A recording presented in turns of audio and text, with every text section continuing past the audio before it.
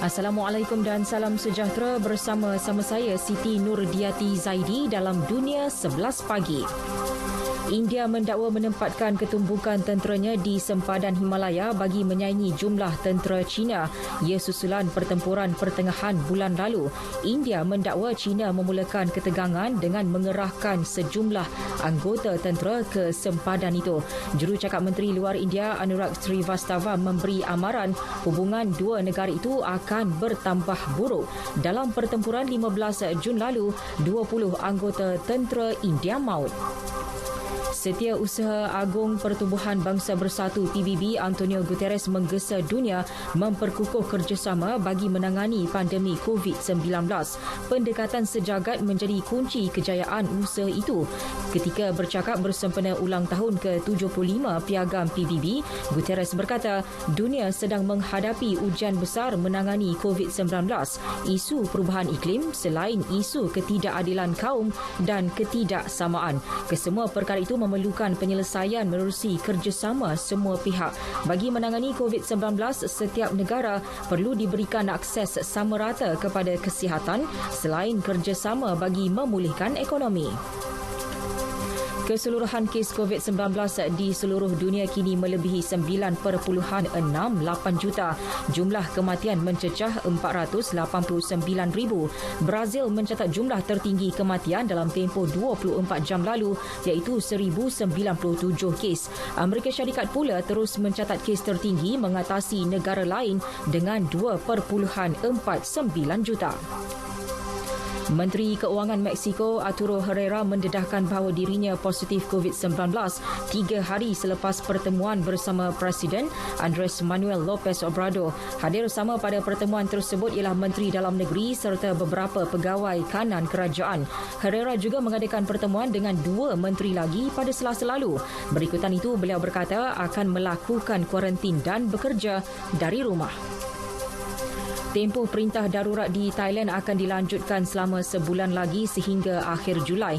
Pengumuman dibuat Majlis Keselamatan Negara bagi mengekang gelombang kedua pandemik COVID-19.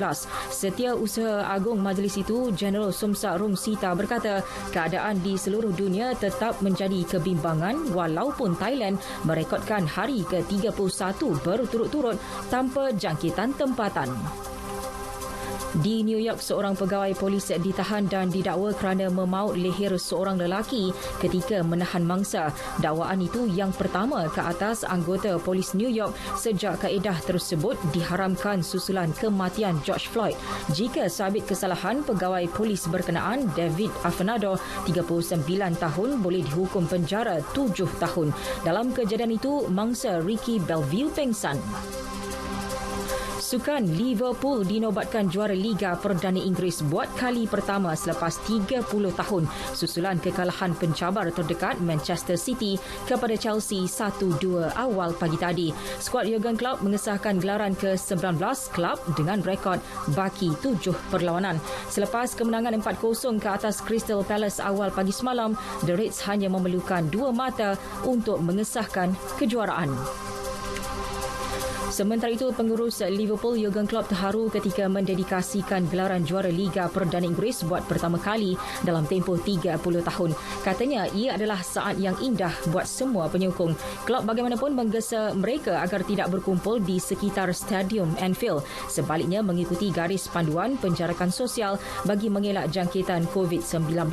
Sambutan secara besar-besaran bagi meraihkan kejuaraan itu akan dibuat apabila situasi wabak kembali pulih.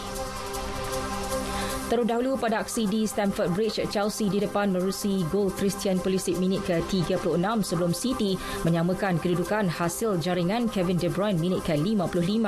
Malang menimpa skuad Pep Guardiola apabila Fernandinho dilayangkan kad merah minit ke-77. Kelebihan itu digunakan The Blues dan mereka berjaya memperoleh gol kemenangan melalui sepakan penalti Willian seminit kemudian. Dengan kemenangan itu, Chelsea kini mengumpul 54 mata, 1 mata di belakang Leicester yang menghuni tangga ketiga. Akhir sekali Konfederasi Persekutuan Utara, Amerika Tengah dan Caribbean CONCACAF sah menangguhkan kelayakan Piala Dunia 2022 berikutan pengumuman Persekutuan Bola Sepak Antarabangsa FIFA terhadap kalendar perlawanan antarabangsa. Keputusan itu dibuat susulan wabak COVID-19 yang masih melanda di seluruh dunia. Sekian berita yang disunting oleh Norizan Omar dari Pusat Berita RTM. Assalamualaikum dan salam sejahtera.